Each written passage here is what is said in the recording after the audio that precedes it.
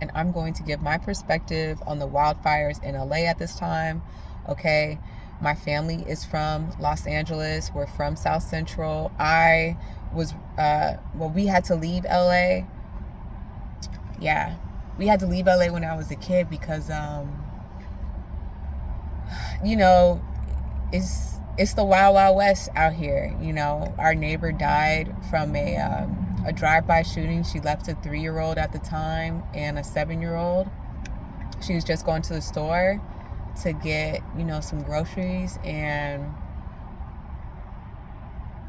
I don't know what else was going on at the time because I was a kid, but that's one of the reasons why. There's many other reasons, right? But just one of the reasons why it was time for my family to move to Northern California, right? So years go by, I graduate from college, I have a family, and I find myself back in LA, you know, with my other family members, okay? So that's just a little bit about my story, right? Now back to the wildfires. I would say that the spirit of Oya was present. If you know anything about Oya, she brings the winds. The winds were high, like the poles were shaking. The night, I think it was Wednesday night, and we rushed to get home. We made sure we didn't park around any trees because the wind, it was a windstorm, right? The next day, now I heard something about the fires that night. But the next day, I started getting a bunch of notifications because I'm a substitute teacher. And I was like, okay, cool. You know, we had the holidays, we had a break. I need the work. Let me go ahead, you know, and get a job, right? When I go to the gas station in the morning to fill up my car, my cousin calls me, my baby cousin. And he's checking on us. He's checking on my kids and I. And, you know, I told him, well, I'm about to go to work. He's like, well, where are you going to work? Now, I was supposed to go to work up in the mountains, meaning I have to pass through LA, get through the 5, get to on the 101, and then I pass through Los Angeles and I go up into the mountains. Basically, I'm headed towards the fires.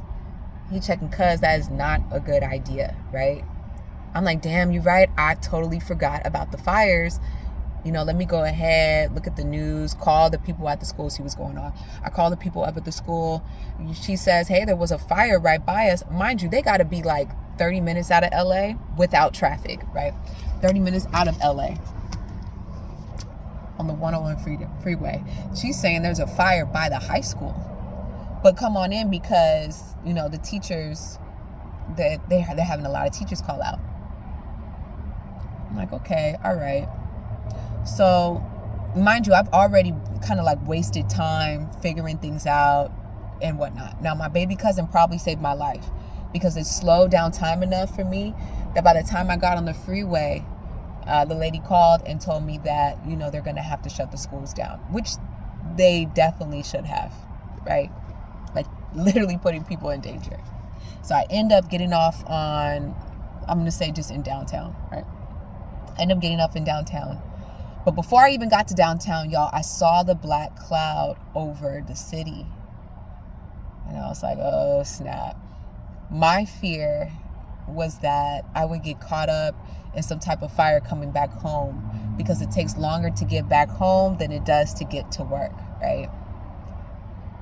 So I was grateful that she called and said that everything was off, but I went downtown and it was as if I was in a black cloud of smog, right? So I come back, you know, over here and I'm over by Long Beach. I'm not in Long Beach, but I'm over by Long Beach. Everything is clear skies over here. No fires. We are absolutely safe. Now, if you look at the news, to me, it kind of seems like you would think the whole city of LA is on fire, but that's not what's going on. Okay. It's outside fires. And these outside fires, okay, they're bringing the smog in to LA. Now that was Thursday, you know, it's, what is it, Saturday now? Now we have a sunset fire, right? And now I just heard that Malibu's on fire. So these sparks keep picking up and bringing fires. Now, those of y'all who are on my channel because of the spiritual aspects and stuff like that, this is what I'll say, okay? Because I'm not a master. I would consider myself more like a student teacher. Like, I learn, I study, and I bring it to you all. Now, I haven't studied anything about this. I'm just telling you what I picked up. First thing I picked up was Oya's energy. I'm like, okay, this is like an energy of Oya, right? Because of the winds. Second thing I picked up, I had told my yoga teacher, and she has a beautiful yoga studio in downtown Los Angeles, Peace Love Yoga. Definitely check it out. Highly recommend. You know, the coconut bar, and it's just great. It's beautiful, okay, in downtown LA. Now, she went to Palestine to see what was going on in Palestine. She made a video and she posted on Instagram about what's going on in Palestine, about how we have to stop giving money to these corporations who are funding war, and they're just funding against the peace of our planet, right? And I said under that video how if we don't stop, which it doesn't look like we're going to at the time, right? This is in the past. Mother Earth is going to handle this. And what did I mean by that? I mean, when Mother is finished, because the mother energy is very forgiving, right? And look at everything that Mother Earth does for us. The air, the water, you know what I'm saying? This is our human home. This is where our homes are in our bodies, but you know, this is another home that we reside in. And look how we're treating our home. Look at the ocean in LA. Like, you see what I'm saying? It's toxic, right? Okay. Need I say less? So, weather machine and conspiracy theories and arsonists and terrorist attacks aside, all of that aside, right? When you don't take care of Mother, she will, when she comes back, it's with a vengeance, okay? Like, when Mother ain't happy, nobody happy. You know how they say happy wife, happy life. You see? But that's not what's going on here. We have just been taking and taking and taking. Let me say this about Los Angeles too. Los Angeles is just so behind.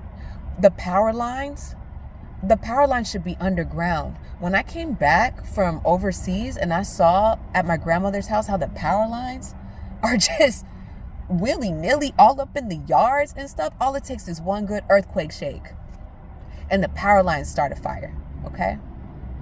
The transportation. Why is the transportation so piss poor in LA? Because back in the day, they wanted to put an emphasis on people buying cars so that people would buy oil. So, you know what I'm saying? Their God is money, right? So they do things purposefully. They create and build the city in a way to where they can get the funds from it. They can energy harvest off of us and all these things. We already know how they do the freeways and how the segregation is. And we also know, I believe, how the racism is a big cover up for the classism that's really going on. So I don't want to get too much into how these fires are it seems like they're only getting the suburbs, and and up in the mountains in LA is where, it's more well-to-do, right? Once you start getting into the hundreds and Compton, Watts, South Central, Crenshaw, okay, like, and unless it's Baldwin Hills, and again, Baldwin Hills, right? The hills, the mountains, again, more well-to-do. Malibu, well-to-do. But it just seems like I'll say it, the poorer areas, I literally drove in there today and it's business as usual. The sky's clear. Everything that you see on the news, you wouldn't see it on Olympic, downtown LA, again, the South Central area, right? Spa 6, if you know about the spas, I don't know. I forgot what the spa even, anyway. But yes, so somebody knows what I'm talking about, but, yeah, they've created this city. They didn't make the city efficient, at all. They didn't make it efficient for people in mind, earth in mind. And but I am proud of some things that LA is doing. The restaurants have opened up their doors, right? They're giving coffee and pizzas to the firefighters and first responders. Some of the Vietnamese places are giving soups to people who have lost their homes, the fact that we have the Airbnbs open for people that have lost their homes as well. It almost sounds silly, right? When the people are on the news and it's like they're California refugees now, but they're California refugees who luckily have an Airbnb. So it's like, where are you now? And it's like, it's not like they're on the street or they're in a shelter. They're like, oh, well, we're in an Airbnb. It's like we still have so much privilege being in the city and being from California. And it's a beautiful thing to see the city opening up its arms and everybody giving a little to try and move this along, right? But it's just crazy how these fires continue, and I cannot help but shake that this is a cleansing, that this is Mother Earth.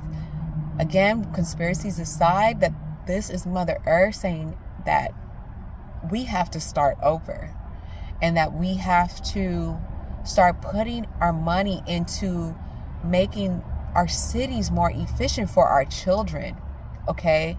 The power lines need to go underground. We need to have the mindset of one day we will have an earthquake. One day this city will be on fire. One day there could most definitely be a tsunami. We need to be ready. You know what I'm saying? And our government officials and our citizens, everybody who is able to be involved, we all need to have we all need to be hands-on about rebuilding the city in a proper way. And unfortunately, it's like, did we learn anything from COVID? I don't know. I was overseas during COVID. I wasn't here during COVID. You see what I'm saying?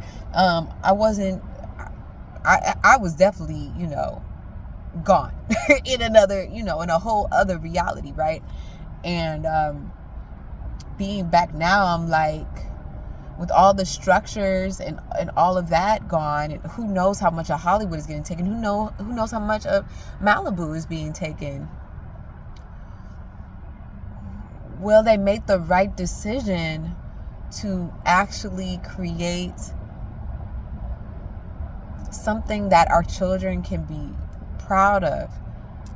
They can say, yes, we recycle, we take care of the ocean, we, make sure that we're not just on gas all the time, and we're watching the pollution, and we're making sure that our parks are taken care of, and just all these other things, right? And it is my hope and prayer that these companies are also on board, and that they're not just so greedy, and that they actually, try to do something that is going to help everybody in the future. And that's probably not going to be the case, I would love to create a utopia, but it is what it is. So that's my take on the wildfires. Be careful what you see on the news, because we are not all on fire, okay? There's a lot of us who aren't on fire. There's a lot of cities that are chilling out here, right? And but the cities that it is hitting, it's hitting hard, and it could change in a blink of an eye. It could be another windstorm, or we could get, just in a matter of seconds, what you have could be gone, right? So we're not